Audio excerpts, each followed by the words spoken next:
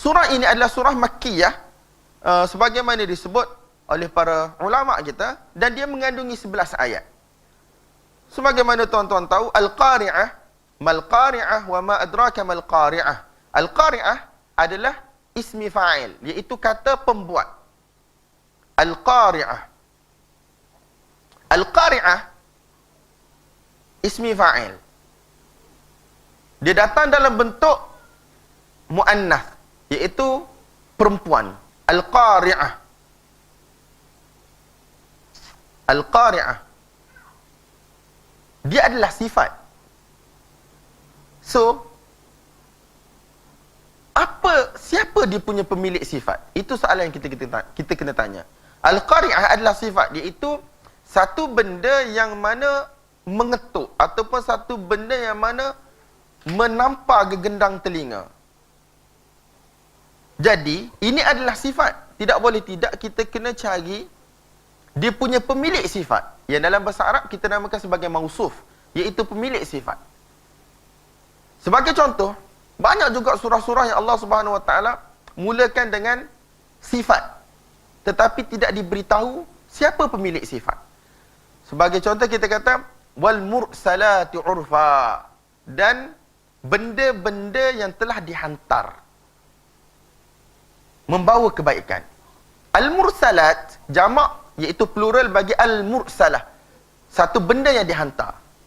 Jadi apa benda yang dihantar tu? Jadi ulama tafsir mereka berselisih pendapat. Ada yang kata dihantar itu adalah angin, ada yang kata yang dihantar itu adalah para malaikat. Nampak tak? Satu benda yang dihantar. Benda tu apa? Malaikat ke, angin ke? Kita tak tahu. Sebab apa? Dia hanya datang dalam bentuk sifat, tetapi tidak diperincikan siapakah mausufnya, siapakah pemilik sifat tersebut. Jadi dalam kes Al-Qari'ah, dia adalah sifat, satu benda yang mengetuk. So, siapa yang mengetuk tu? Manusia ke? Malaikat ke? Apa ke? Kita tak tahu. Dan dia datang dalam bentuk perempuan. Ta di belakang tu kita namakan sebagai ta marbutah, iaitu perempuan. Jadi kita kena takdirkan, kita kena cari pemilik sifat tersebut yang sesuai, iaitu perempuan jugalah biasanya. Hak ni dalam masalah bahasa Arab ni dia ada gender, tuan-tuan. Iaitu ada perkataan yang merujuk kepada lelaki, ada perkataan yang mana merujuk kepada perempuan. Ada perkataan yang unisex, boleh dua-dua. So, benda ni tuan-tuan kena belajar dalam bahasa Arab. So sekarang, Al-Qari'ah satu benda yang mengetuk. Apa dia punya sifat? Apa dia punya pemilik sifat yang kita kena takdirkan di hadapan? Memanglah kita faham surah ni secara umum dia berkaitan apa, tuan-tuan? Berkaitan dengan hari kiamat. Tapi kalau kita pergi kepada perkataan qara'a balik, iaitu kita ketuk pintu. Ketuk pintu ni dia akan menghasilkan suara. Betul tak? Dan begitu juga qara'al adhan, iaitu dia telah mengetuk gegendang telinga, iaitu tamparan yang kuat. So kita boleh takdirkan perkataan pemilik sifat di hadapan itu sebagai apa? Al-aswatul qari'ah, iaitu suara-suara yang mana datang menampar dan mengetuk gegendang telinga pada manusia, iaitu tempikan yang mana begitu dahsyat pada hari kiamat. Nampak tak? Al-Qari'ah. Allah Subhanahu Wa Taala datang dengan satu perkataan, Al-Qari'ah, iaitu satu benda yang mana mengetuk. Kemudian Allah Subhanahu Wa Taala tanya sekali lagi, Mal-Qari'ah? Apakah Al-Qari'ah itu? Ini, tuan-tuan, satu persoalan yang mana tujuan dia adalah untuk menunjukkan kebesaran ataupun kepentingan benda tersebut. Ini merupakan uslub orang Arab. Kalau kita orang Melayu pun, kita boleh bagi tahu. Saya rasa lah, kita guna juga uslub ni. Kita guna juga gaya bahasa ni. Fulan. Mu tahulah fulan tu macam mana. Nampak tak? Dia ada pengulangan untuk menunjukkan kepada kepentingan benda yang nak disampaikan. Mu tahu tak? Tahu kan? Maksudnya fulan. Mu tahu kan? Fulan. Maksudnya itu pengulangan. Supaya apa? Supaya dia tarik perhatian kita untuk menunjukkan kepentingan, kebesaran, kedudukan benda yang mana sedang kita bercakap tentangnya.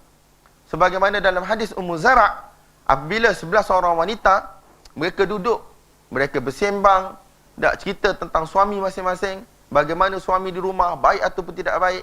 Ada beberapa orang wanita, apabila mereka mula nak cerita tentang suami, mereka akan sebut. Sebagai contoh Abu Zara'. Wa ma adraka Abu Zara'. Dia, kaedah dia gitu. Abu Zara', suami aku. Kena ada Abu Zara'. Supaya apa? Supaya wanita-wanita yang mana berada di dalam majlis tersebut memberi perhatian kepada apa yang ingin disampaikan, dan dia sendiri, dia nak start boast. Dia nak start cerita yang lebih-lebih tentang suami dia. Ini merupakan uslub bahasa Arab. Al-Qari'ah, Mal-Qari'ah. Al-Qari'ah, iaitu satu suara yang mana gegak gempita, yang mana menakutkan, yang mana menampar telinga kita. Tak sih.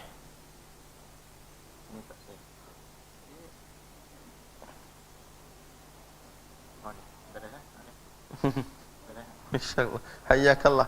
Al-Qari'ah, Mal-Qari'ah. Wa ma adraka Mal-Qari'ah. Kali ketiga, Allah Subhanahu Wa Taala tanya, mu tahu tak Qari'ah itu apa? Apa ilmu kamu berkaitan dengan Qari'ah? Maksudnya, benda ialah satu benda yang gaib, tuan-tuan. Tidak akan diketahui oleh manusia kecuali jika ia disampaikan melalui wahyu. Sebab ini termasuk dalam beriman dengan perkara yang gaib. Setengah ulama kata, kalau adraka, Allah Subhanahu Wa Taala tanya, tetapi Allah Subhanahu Wa Taala akan bagi tahu. Tapi kalau diguna Allah Subhanahu, setengah ulama kata, kalau Allah Subhanahu Wa Taala guna yudrika, adra daripada bahasa Arab menunjukkan memberitahu. Tetapi maksudnya ialah penggunaannya ialah untuk masa yang lepas. Contoh, tuan-tuan faham tak saya ayat tak? Dara, dal, ra. Dalam bentuk ya tu kita tak sebut ya pun, kita sebut alif maksurah sebenarnya. Tetapi rumah dia ialah rumah ya. Tetapi sebenarnya ialah alif maksurah. Dara maksudnya mengetahui. Bila kita tambah alif kat depan tu, antara fungsi alif yang ditambah di depan ialah memberi maksud memberitahu. Faham tak? Dara mengetahui, adra memberitahu. Dara yadri. Dia telah mengetahui, dia sedang mengetahui. Tetapi adra, dia telah memberitahu, yudri, dia sedang memberitahu. So, setengah ulama' dia kata, jika datang dalam bentuk adra, maksudnya Allah akan bagi tahu kepada kita. Ilmu itu tidak disembunyikan. Tetapi, apabila dia datang dalam bentuk yudri, dia datang dalam bentuk yudri, Allah SWT tak akan bagi tahu. Wa ma yudrika la'alla as-sa'ata takunu qariba. Wa ma yudrika la'alla as-sa'ata qarib. Maksudnya, tentang bila akan berlaku hari kiamat, benda itu Allah Ta'ala tidak akan bagi tahu kepada manusia. Betul tak? Hatta Nabi pun tidak diketahui. Apabila Jibril AS datang jumpa Nabi SAW dalam bentuk manusia, tanya tentang iman, tanya tentang Islam, tanya tentang ihsan, antara benda yang ditanya ialah, bila hari kiamat akan berlaku? Nabi jawab mudah saja. Mal mas'ulu anha bi'alama minas sa'il. Orang yang ditanya tidak lebih tahu berbanding dengan orang yang mana bertanya. Maksudnya orang yang bertanya pun tak tahu, jadi orang yang ditanya pun tak tahu juga. Jadi, apabila melibatkan hari kiamat, bila akan berlaku, Allah guna perkataan yudri. Hak ni setengah ulama' kata gitu. Tetapi jika disebut adra, Allah SWT akan bagi tahu. Sebab, tanda-tanda hari kiamat, Allah Ta'ala bagi tahu pada kita. Apakah yang akan berlaku pada hari kiamat, Allah bagi tahu. Sebab tu ulama' bila dia tengok Quran, apabila datang dengan pertanyaan adra, kita akan dapati Allah Subhanahu Wa Taala cerita lepas tu tentang keadaan hari kiamat. Tetapi bila Allah Taala tanya dengan yudri, sebagaimana dalam ayat wa ma yudrika la'alla sa'ata qarib, bila hari kiamat akan berlaku, hatta Allah Subhanahu Wa Taala tidak akan jawab. Sebab ilmu itu hanyalah milik Allah Subhanahu Wa Taala. Ini pada pandangan sebahagian para ulama'. Ala kullin, yang paling penting kita kena tahu wa ma adraka mal qari'ah. Apa yang bagi tahu kepada kamu ilmu tentang al-qari'ah itu? Apa yang bagi tahu kamu tentang keadaan hari kiamat itu? Bagaimana hari kiamat itu? Suasana dalam hari kiamat itu? Peristiwa-peristiwa yang akan berlaku dalam hari kiamat itu? Nampak tak? Wa ma adraka mal qari'ah. Mula-mula Allah Ta'ala sebut al-qari'ah. Dalam bahasa Arab, apabila kita sebut satu-satu benda, bila tidak datang dia punya khabar, tentang benda tersebut, kita kata jumlah itu ialah satu jumlah yang mana tidak sempurna. Ayat tidak sempurna. Di ayat mana-mana pun, kita ada subjek, kita kena ada predikat. Dalam bahasa Arab, dia panggil mubtada' khabar. Konsep dia sama. Muhammad tinggi, Muhammad rendah, Muhammad hitam, Muhammad putih. Dia mesti ada paling kurang 2 perkataan untuk menjadikan ayat tersebut sempurna. Tetapi sekarang Allah Subhanahu Wa Taala sebut satu je. Dan kenapa Allah sebut satu? Supaya manusia memberi perhatian.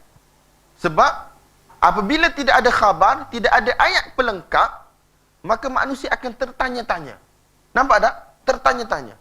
Nak ayat apa ni? 2 hari ni tercungak-cungak. Ustaz sekian. Gapo menurut ayat? Dia tercungak lagi. Ustaz sekian. Ayat tak habis. Orang akan tertanya-tanya. Mu tahu tak? Ustaz tu, gapo dia? Mu tahu tak ustaz tu? Gapo dia? 2-3 kali boleh bodoh betul. Gapo dia agak bodoh? Ustaz tu gapo gak? Sebab apa? Memang manusia dia berhajat kepada ayat yang sempurna. Jadi Allah Subhanahu Wa Taala dia guna uslub ni al-qari'ah. Yang mana satu suara yang begitu kuat, satu suara yang mana begitu menakutkan. Lepas tu orang macam, apa dia? Allah Ta'ala tanya, mal qari'ah. Mu tahu tak apa suara tersebut? Wa ma adraka mal qari'ah. Jadi benda ni diulang-ulang sebab apa? Allah Subhanahu Wa Taala ingin bercakap berkaitan dengan hari kiamat yang mana tidak pernah ada dalam kepala orang kafir Quraisy pada waktu tersebut. Sebab pada mereka tidak ada kebangkitan semula. Bila mati gitu lah. Sebab tu antara benda yang mana mereka ingkari ialah al-ba'ath dan juga nusyur. Iaitu kebangkitan semula akan dihalau pergi ke medan mahsyar, timbangan amal. Nampak tak tuan-tuan? Ini antara benda yang mana ada dalam akidah orang Arab. So Allah Subhanahu Wa Taala sedang confront dengan mereka untuk buang akidah tidak ada kebangkitan semula selepas mati. Jadi Allah Subhanahu Wa Taala telah turunkan pelbagai ayat dengan pelbagai uslub dan juga gaya bahasa. Wa ma adraka mal qari'ah. Tapi Allah Subhanahu Wa Taala tidak cerita bentuk suara tersebut bagaimana. Cuma Allah kata benda ini akan berlaku bila tuan-tuan? Akan berlaku pada satu hari yang mana manusia ini akan menjadi seperti binatang-binatang kecil kelkatu yang selalu kita terjemah yang berterbangan. Yauma di situ, yauma yakunun nasu kal farashil mabthuth. Yauma itu ialah pada suatu hari. Yauma di situ dalam bahasa Arab dipanggil maf'ulun fih, iaitu menunjukkan kepada waktu sesuatu benda berlaku. Jadi al-qari'atu takunu yauma yakunun nas kal farashil mabthuth, iaitu suara yang mana begitu menakutkan itu akan wujud, akan timbul, akan terhasil pada satu hari yang mana manusia akan jadi seperti al-farashil mabthuth, akan jadi seumpama unggas yang mana berterbangan ataupun kekatu berterbangan. Nampak tak tuan-tuan? Dalam bahasa Melayu dia terjemahkan apa? Al-farash. Ada terjemahan bahasa Melayu dia sebut apa al-farash?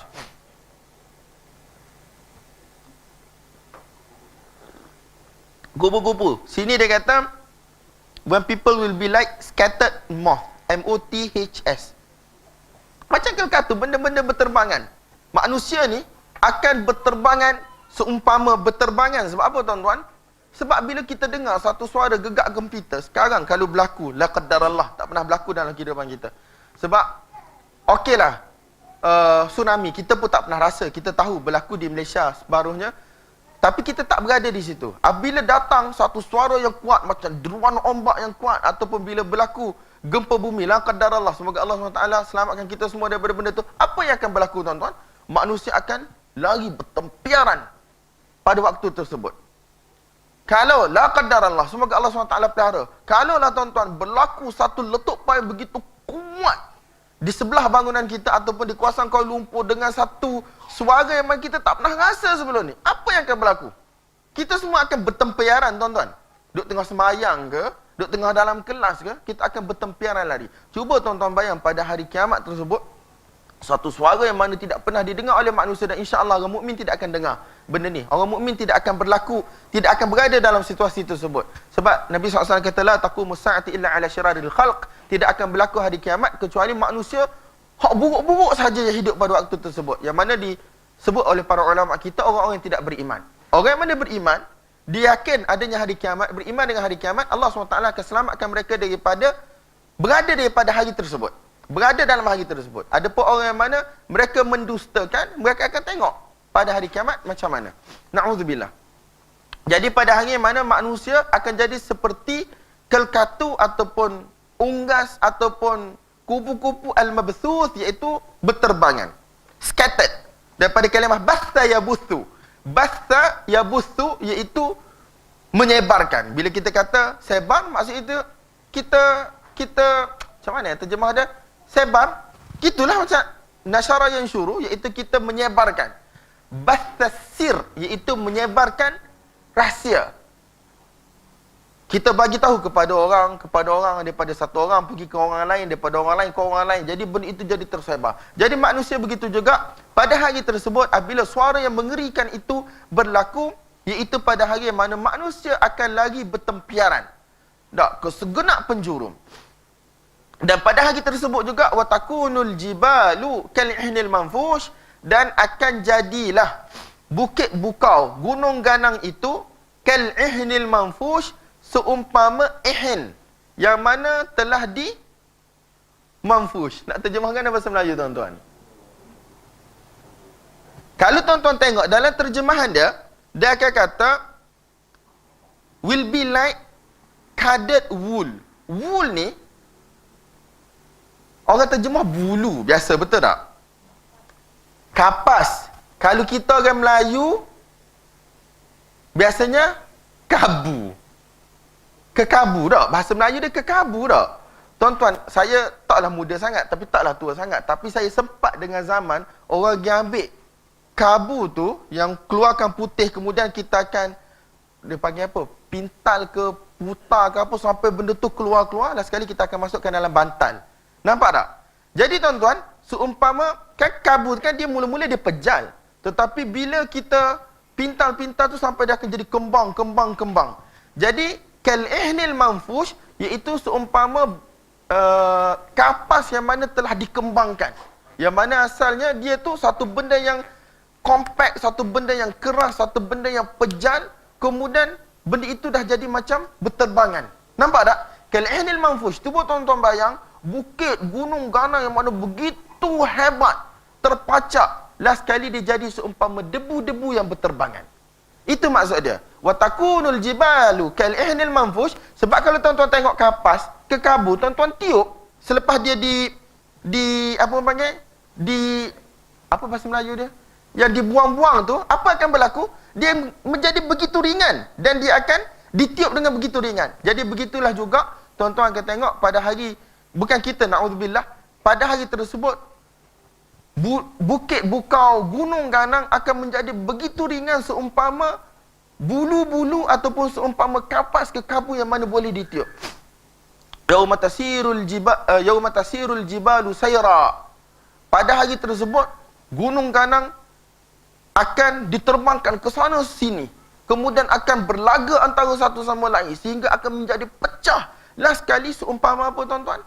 Seumpama pasir ataupun debu yang mana begitu lembut, kalau sekira-kiranya kena anggota badan kita, kita tak rasa apa. Sampai setara tu tuan-tuan, pada hari kiamat. Watakunul jibalu kal'ihnil manfush, dan akan jadilah bukit bukau, gunung ganang, seumpama kapas, kekabu yang mana begitu lembut, yang mana bertiup. Nampak tak? Jadi Allah SWT kata, pada hari tersebut, فَأَمَّا مَنْ ثَقُلَتْ مَوَازِينُهُ فَهُوَ فِي عِيشَةٍ رَاضِيَةٍ. Saya rasa bahagi. Maksudnya bagi, kalau nak bagilah, kalau tak saya bagi tak sah. Maksudnya bagi seorang satu slice ke apa supaya saya boleh terus. Boleh, kalau nak gila-gila ambil boleh. Shalom. Tapi saya tak sebutilah. Fa amma man thaqulat mawazinuhu, adapun tak say. Kalau ada, tak ada tak apa. Beriman qada yang qadar. Fa amma man thaqulat mawazinuhu, adapun sesiapa yang mana mawazin ialah jamak kepada mizan, timbangannya. Mizan ni ialah benda yang mana digunakan untuk menimbang. Jadi dia kata apabila alat yang mana digunakan untuk menimbang itu berat, iaitu kebaikan lah sebenarnya. Apabila timbangan kebaikan dia berat, fahuwa fi 'ishatir radiyah, maka dia akan berada dalam satu kehidupan yang mana menggembirakan. Dia akan redha, dia akan please, dia akan rasa gembira, dia akan rasa suka dengan kehidupan tersebut. Wa amma man khaffat mawazinuhu, adapun sesiapa yang mana ringan dia punya timbangan amal, iaitu kebaikan, fa ummuhu hawiyah, maka ibu dia yang akan jaga dia adalah hawiyah. Namanya ialah hawiyah. Kemudian Allah Ta'ala tanya, fa ummuhu, kalau kita tengok dalam ayat yang ke-9 ni, dia terjemah abode, iaitu tempat tinggal. Tempat tinggal. Sebab apa? Mak ni biasanya merupakan tempat anak-anak akan pergi. Betul tak? Tempat anak-anak akan pergi. Sebab tu kita namakan ma'wa. Ma'wa ni ialah tempat kita akan kembali. Jadi mak ni sebenarnya bagi anak-anak dia adalah tempat kita akan kembali. Walaupun umur dah puluh-puluh tahun sekalipun, selagi ibu dia hidup, bernyawa, walaupun sakit tak boleh buat apa pun, dia akan pergi kembali kepada mak dia. Jadi dia kata, okey, orang yang mana amal kebaikan dia sikit, amal keburukan dia banyak, sekira-kiranya ditimbang berat yang amal keburukan, maka kita akan, Ustaz pernah rahmatullahi alaih, dia mati dah, dia mengajar di kampung kita, kadang-kadang dia mengajar tafsir, kadang-kadang mengajar hadis, antara maghrib isyak. Saya ingat lagi terjemahan dia tahun 1998, dia kata, Allah SWT kata kita akan bagi satu mak angkat kepada dia. Ummuhu, mak, kita terjemah mak kan. Tapi, perkataan ni dalam bahasa Arab, dia tidaklah dengan maksud emak semata-mata. Dia ada maksud-maksud lain. Tetapi antara maksud yang pelbagai ni, biasanya dia akan ada satu maksud yang kita panggil sebagai qadar mushtarak, iaitu maksud yang mana ada dalam semua maksud-maksud tersebut. Nampak tak? Jadi, fa ummuhu hawiyah, dia kata kita akan bagi dia satu mak angkat. Mak angkat tu nama ni adalah hawiyah. Allah SWT tanya, wa ma adraka ma hiya? Mu tahu tak? Mak angkat tu siapa sebenarnya? Hakikat dia tu apa? Dia kata, narun hamiyah. Mak angkat itu sebenarnya ialah satu neraka api yang mana begitu panas dan juga menggelegak. Fa ummuhu hawiyah, maka sebenarnya tempat kembali dia, yang akan entertain dia, hospitality dalam satu tempat yang dinamakan sebagai hawiyah. Nampak tak? Dan hawiyah ini, apa dia punya hakikat dia? Allah SWT tanya, wa ma adraka ma hiya? Kamu tahu tak hawiyah tu apa? Dia kata, narun hamiyah, iaitu satu neraka yang mana di dalamnya api yang mana begitu panas, membahang dan juga membakar. Semoga Allah SWT selamatkan kita semua. Jadi tuan-tuan, secara terjemahan, benda ni hampir settle, betul tak? Cumanya dia kata, adalah kalau kita sini dia tak syarah panjang tentang masalah menimbang amalan perbuatan manusia, sebab ayat-ayat seumpama ini telah berulang banyak kali dalam Quran. Antara yang saya ingat yang awal-awalnya dalam suratul A'raf. Sampaikan di sini pun, Syekh kata, siapa nak tahu tentang perbezaan pendapat di kalangan mazhab-mazhab dalam Islam tentang timbangan amal ni, dia suruh tengok dalam jilid ketiga, muka surat 539, 547. Antara tempat yang paling awal cerita tentang timbangan amal ialah dalam suratul A'raf, muka surat pertama suratul A'raf. Jadi tuan-tuan, secara umum ahli sunnah beriman dengan timbangan amal. Mu'tazilah, mereka tidak beriman dengan timbangan amal. Mereka kata, bagaimana kita nak timbang solat, puasa, zakat, sedangkan benda itu tidak ada form, tidak ada bentuk dalam kehidupan kita hari ini. Benda yang mana tidak boleh disentuh. Apa yang kita namakan sebagai solat? Apabila tuan-tuan berdiri, angkat takbir, kemudian letak tangan di atas pusat ataupun atas dada, kemudian rukuk, sujud, barulah benda itu dinamakan sebagai solat. Tetapi kalau kita suruh keluarkan satu bentuk solat, kita tak boleh nak bagi tahu. Betul tak tuan-tuan? Begitu juga manusia. Saya jadi semangat nak cerita benda ni sebab saya duduk tengah ulang kaji ilmu makulat. Ilmu makulat ni antara mukaddimah penting sebelum belajar akidah Asy'ariyah. Jadi sebagai contoh, apa yang tuan-tuan namakan sebagai berdiri dan apa yang tuan-tuan namakan sebagai duduk. Dia mesti melibatkan bentuk dan perkaitan antara tuan-tuan dengan sekeliling. Kalau tuan-tuan duduk macam saya duduk, tuan-tuan duduk, itu kita namakan sebagai duduk. Betul tak? Tetapi dengan syarat, tuan-tuan kena duduk atas benda. Duduk atas kerusi ataupun atas lantai, baru dinamakan duduk. Kalau tuan-tuan berdiri, tuan-tuan kena duduk atas kaki lah, maksudnya berdiri atas kaki. Itu baru tuan-tuan dinamakan sebagai berdiri dengan syarat, berdiri di atas satu benda. Tetapi kalau dalam bentuk form yang sama, shape yang sama, tuan-tuan duduk di udara. Let's say Allah bagi karamat, tuan-tuan boleh berdiri di atas udara. Orang tak panggil berdiri dah biasanya. Orang akan panggil terbang ke apa ke. Dia ada perkataan lain, maksud lain. Jadi, Mu'tazilah, mereka kata, bagaimana benda ni boleh ditimbang? Sedangkan, pergerakan manusia ni namanya solat bila dia buat dalam bentuk tertentu, urutan tertentu.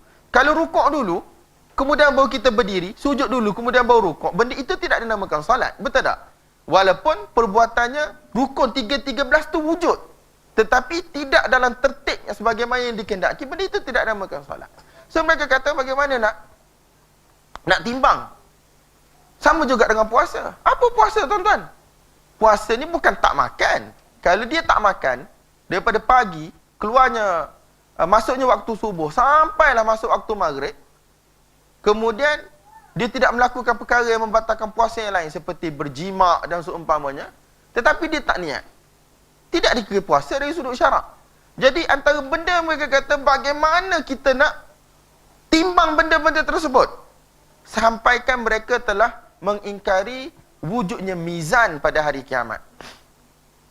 Dan mereka takwilah benda-benda tu dengan takwilan mereka. Tapi kita ahli sunnah, kita beriman adanya mizan, scale, yang mana ada dua,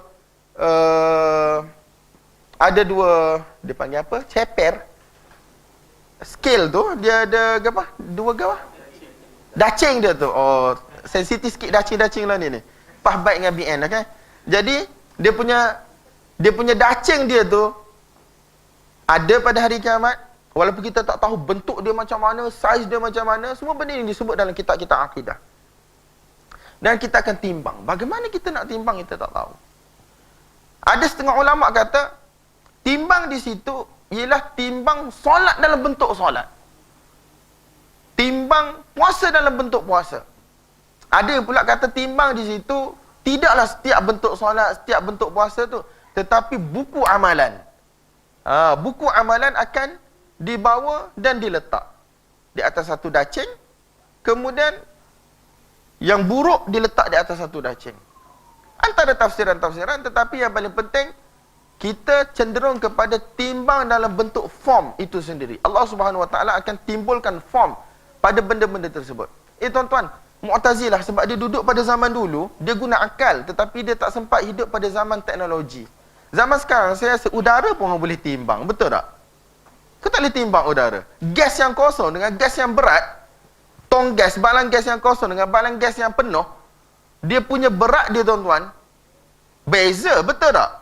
Padahal kalau kita tengok, gas ni bukan benda kita boleh tengok dengan mata kasar kita ke apa. Tapi dia ada berat dia. Allah Subhanahu Wa Taala boleh letak, boleh bentuk form. Hari kiamat sebagaimana kita baca dalam kitab akidah hari itu, maut akan dibawa pada hari kiamat. Antara syurga dan juga neraka. Akan ditanya kepada ahli syurga, kenal tak apa ni? Dia kata, kenal, maut. Padahal maut tidak pernah berupa dalam kehidupan kita. Manusia tak pernah tengok pun maut dalam kehidupan. Dia tengok orang mati. Tetapi dia tak pernah tengok maut. Hatta bila dibangkitkan semula tak pernah tengok maut. Tetapi bila Allah Subhanahu Wa Taala suruh malaikat bawa satu ekor binatang seumpama biri-biri dan seumpamanya, jazakallahu khairan, bawa satu biri-biri, tanya ahli syurga, tanya ahli neraka. Dia kata, tanya ahli syurga, tanya ahli neraka, kenal tak ni? Dia kata maut. Kemudian biri-biri tersebut telah disuruh untuk disembelih, dan dia kata sekarang kematian telah disembelih, tidak ada kematian lagi, semuanya akan hidup untuk selama-lamanya. Ahli neraka di dalam neraka, ahli syurga di dalam syurga. Jadi Allah Subhanahu Wa Taala boleh bawa benda tu tuan-tuan. Nampak tak? Jadi sebenarnya kita ahli sunnah tak ada masalah timbang amalan, timbang amalan ni yang baik ataupun yang buruk ni memang kita boleh terima dan benda itu tidak ada masalah. Bahkan dalam riwayat satu orang sahabat bin Jamuh. Siapa Abdullah bin Jamuh? Mana orang pelekeh dia ataupun orang bukan hina, orang ejek dia ataupun olok-olok dia disebabkan oleh betis dia. Amru bin Jamuh. Nanti saya tanya mufti saya dalam Google.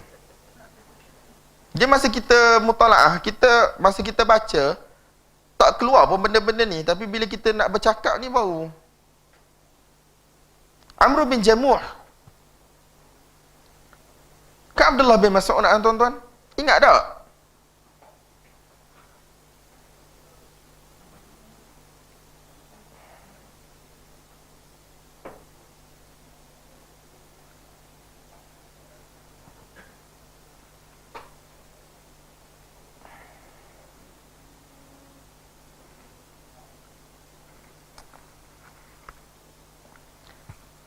Subhanallah.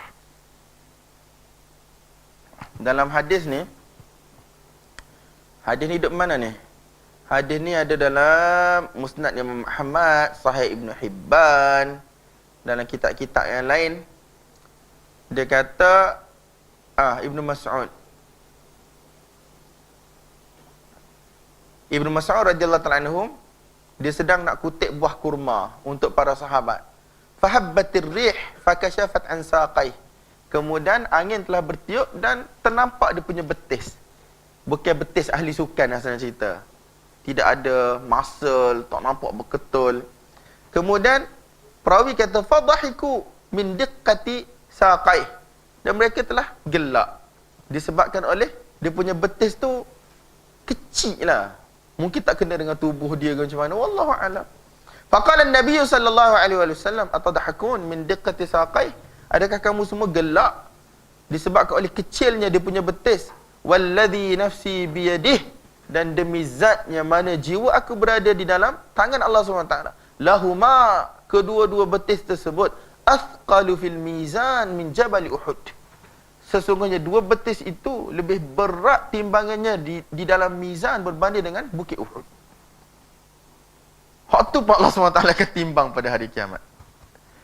Batang tubuh dia tu sendiri, bukan amalan dia saja. Sahabat radhiyallahu ta'ala anhum, batang tubuh mereka pun Allah SWT akan timbang. Lahuma athqalu fil mizan inda Allah min jabal Uhud. Betis Abdullah bin Mas'ud radhiyallahu ta'ala anhuma yang mana kecil, tidak ada otot, tidak nampak sasa. Athqalu fil mizan inda Allah, lebih berat di sisi Allah SWT dalam timbangan nanti berbanding dengan Jabal Uhud.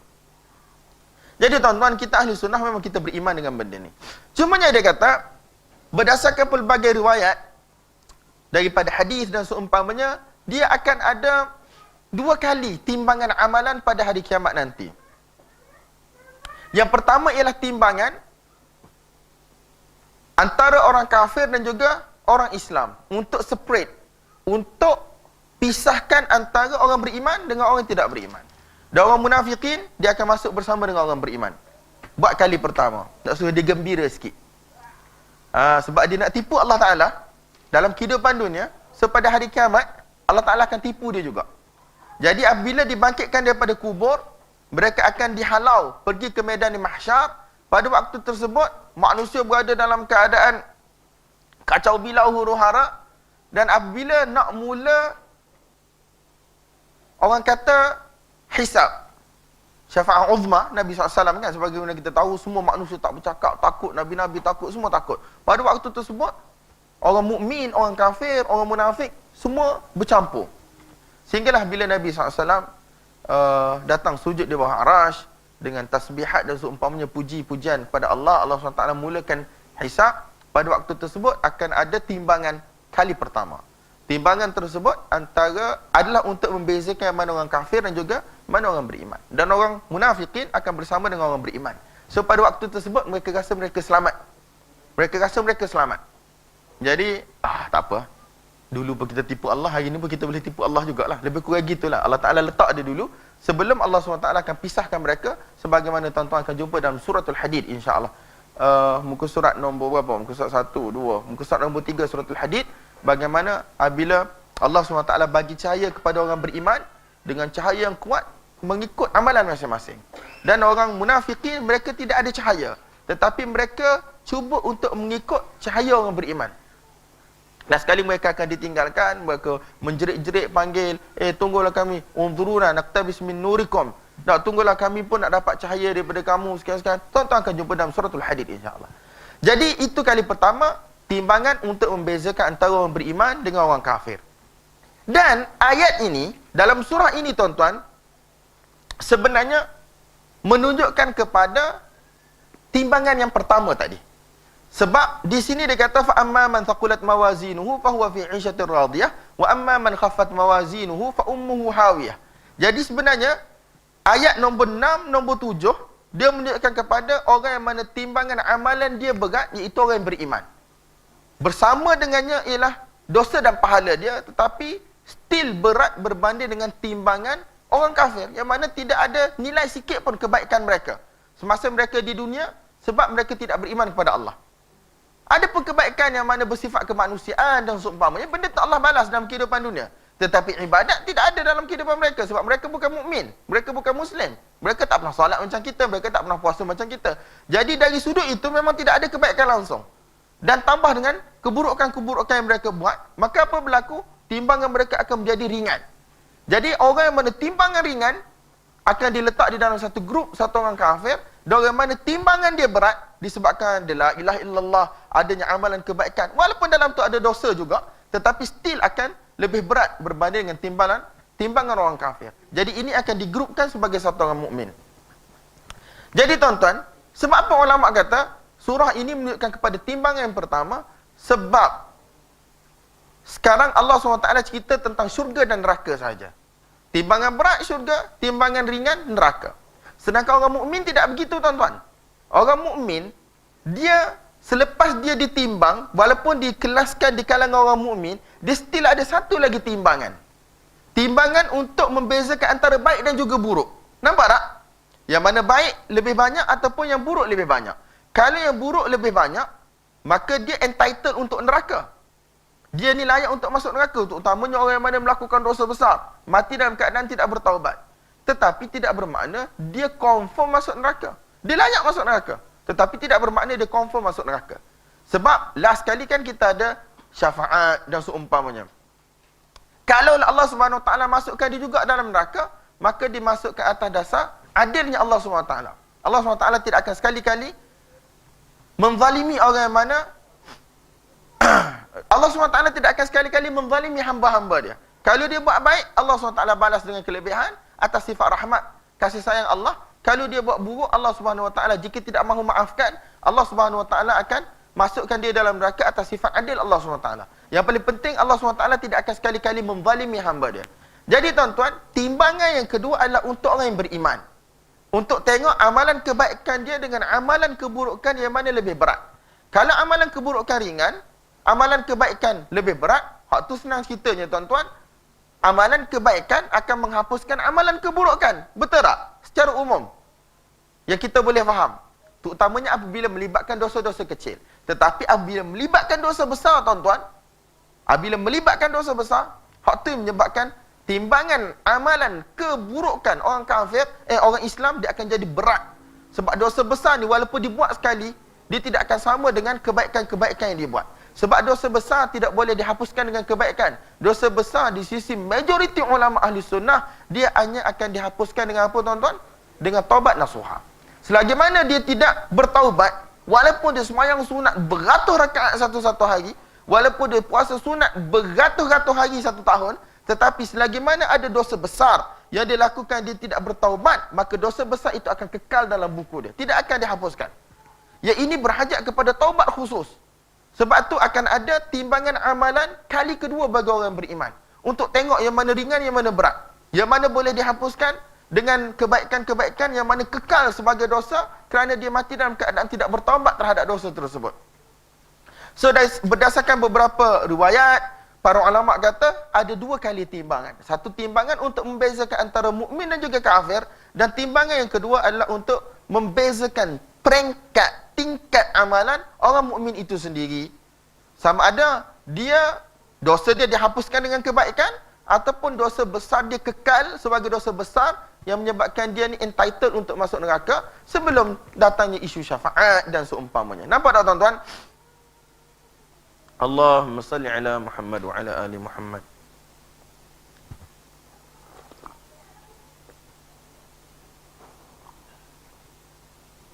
Dan satu benda yang penting juga yang untuk kita ambil berat di sini, pada hari kiamat Allah SWT tengok timbangan amal.